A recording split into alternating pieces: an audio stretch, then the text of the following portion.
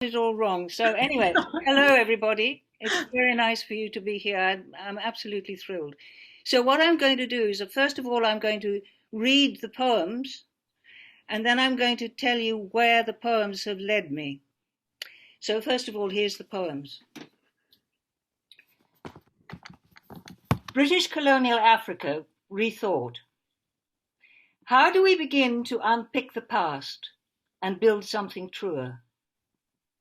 How do we bring our children together and not separate further? I'm white, I'm old, help me change. I begin to learn. Long ago and far away in Whitehall, lines are drawn across a map in Africa. Countries are created, this one good for copper, this good for tobacco, all there for the taking. Any tribes in the way, divided and uprooted. Europe fights its wars, forcing blacks to join forces, and bankrupts itself. The blacks return home, and the guns come too. Bullets fly among the tribes. The wrong tribe. Time passes. In Africa, a baby is born in Uganda. He comes from the wrong tribe as Museveni fights for power. Bullets fly. His mother runs through the fields with the baby sheltered in a cooking pot. The family escape across the border into Kenya. Time passes. England accepts the asylum seekers, but life is not easy for the growing boy. His black face makes him again of the wrong tribe. Time passes. An old lady now, I meet this boy, now grown to manhood, a man of God. He reminds me of somebody. My mind somersaults. Miracles of old age. Something strange and beautiful happens in the aging brain. Every memorable sensation seems stacked somewhere in dusty brain cells. Recent cells begin to dissolve, and layer after layer of dusty cells are polished back to life. Of chronological order, there is none. Disconcerting in their power to upset learned prejudice. Opportunity to find deeper meaning if you are granted just enough power to rearrange images of the dream. First rumble of thunder. A child in colonial Africa, the first rumble of thunder presages relief from the dry season. I'm riding my ferry bicycle home from Brownies.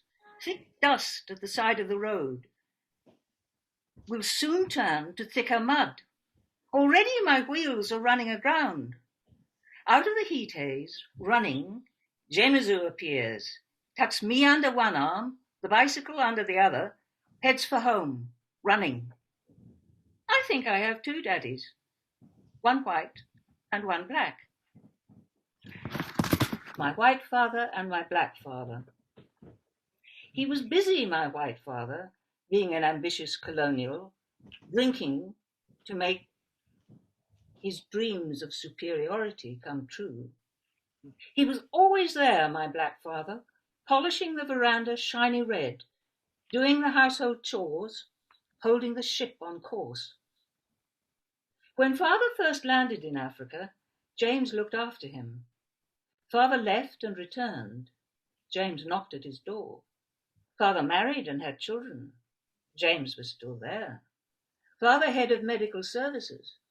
James was still there. The child loved them both, but knew who to go to in trouble, knew who was the stronger man. So did my black father. The snake. Dad comes screaming from the outside toilet. I've been bitten by a snake. Mum runs for the car keys to take him to hospital. James and the boys assemble with forked sticks. Much free-flowing African laughter. No snake, A chicken in the bucket. Dad joins in the laughter. There is no laughter in his eyes. African laughter. African laughter, so free-flowing, the last defense of shared humanity. A sharp hill down to the centre of town. Those who had bicycles speeded downhill. If one came a cropper, how the rest laughed. It wasn't so much cruel as see what happens when you think you're so clever. I have a friend who says I laugh like an African because it echoes from my earliest days.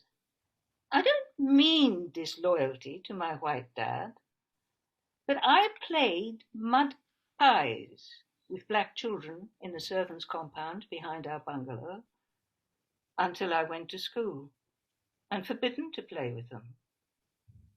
I didn't understand it then and don't understand it now. Then I was sent to Ireland and tried to fit in with strange Irish teenagers. I forgot my old playmates, but now I am old. They come back to me in dreams, and it is to them I know myself disloyal. Teenage confusions. Collapse. The collapse of the British Empire left not only Africa, but me in chaos.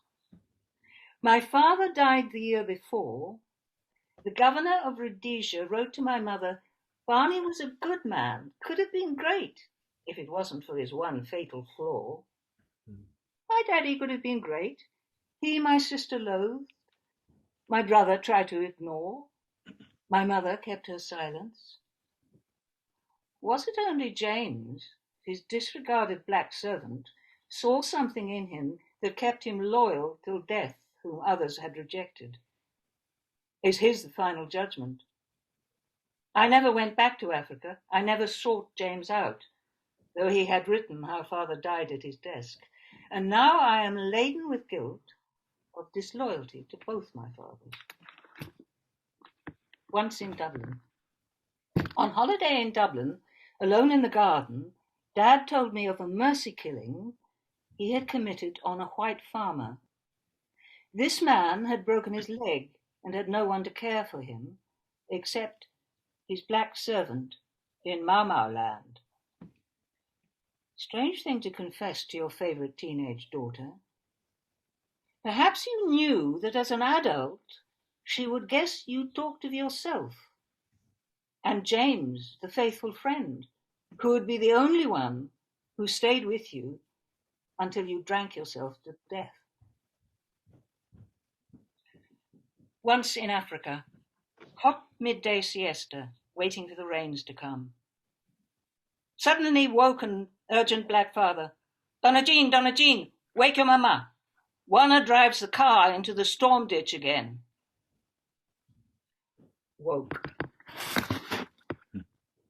Now, being old, my hair is brindled white. If each strand shows a shock of wisdom earned, what can I boast of revelation, higher insight? So very little I can cross my heart I've learned. To begin to unpick the history I've been taught and see thieving, violence, slavery behind the show of pomp and circumstance that empires are fraught. Unvarnished vision to such as I is a blow, such that I hardly find the courage to look inward, to cut away the layers of fear and shame and all the guilt of the greedy child so wayward.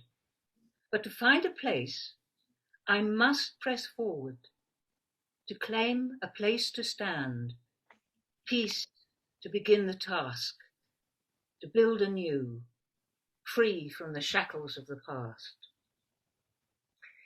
Okay, so that's the poems, but I would like to read to you my dear niece, Maud, who is a Unitarian minister, sent the poems to a black colleague of hers, also a Unitarian minister, and a woman of great perception. And she wrote back and she has given me permission to quote this piece.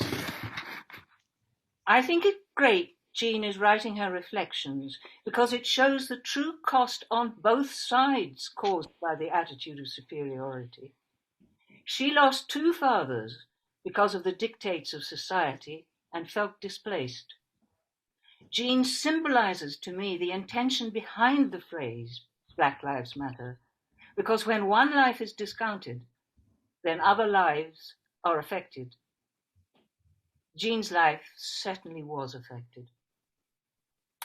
Now, when I read that, and when I read she lost 2 fathers because of the dictates of society, I cried. And he's made me realize that I've spent most of my life searching for my 2 fathers. Now, my birth father died when I was 16, and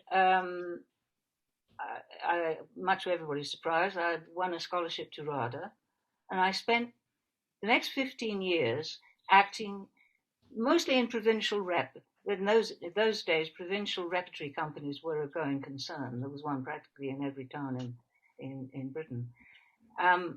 So during those years, I have to say, I lived a very self-destructive life. I drank far too much. I think I was trying to discover what was so great about drink that I'd lost my father to it. And I slept around too much. And I awoke one day in the bed of a man I didn't love. And I got up and drew the curtains back and thought, this has got to stop.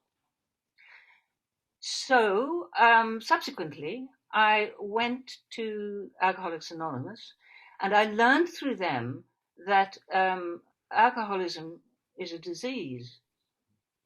And really the only sensible way through it is the 12-step program. Of course, that didn't exist in my father's time.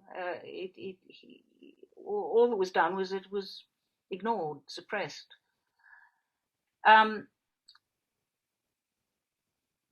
So I started to recover. Now, I don't regret those years in the theatre because they gave me my love for poetry, and they also gave me my love for the Alexander technique, which I think is a wonderful means. It links the brain and the body so that by learning to deeply relax both of them, healing can come. And it was much longer afterwards. In about 1997, I wrote a book called My Father, My Pharaoh, which did the trick for me. My father's photograph, which had been turned back to front on the mantelpiece, miraculously turned round, and it was I accepted the good the man had done as well as the disease. He set up many hospitals in Central Africa. But what Winnie has made me realize is that I decided that I was going to set this in Africa. So my late husband and I went on a cruise on the Nile, and we were in Luxor at the time when 62 tourists were massacred by a branch of the Muslim Brotherhood. We weren't hurt. We were whisked back to London.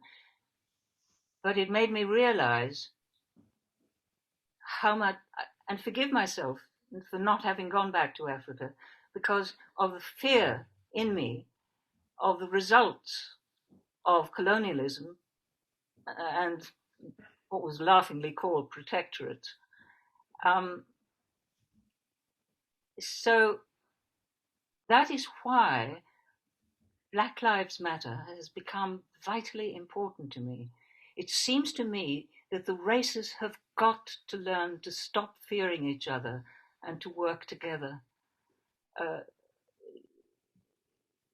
It seems to me as important as saving the planet. In fact, it seems to me the way to save the planet, unless we work together as one common humanity, we're not going to get anywhere. And it seems that the age of nationalism has come to an end. We've got to start thinking internationally. I think that coronavirus has taught us that. We have to work together if we're going to face what is ahead of us. And so that is why I think we really need to do the work to love each other, to come together. Because after all, we all came, the very first Homo sapiens, so-called, the remains were discovered in Africa. So let's make use of it. Let's come together. And that's what I really want to say. Thank you for listening. Thank you so much, Jean. Thank you. You're an absolute treasure. Thank you.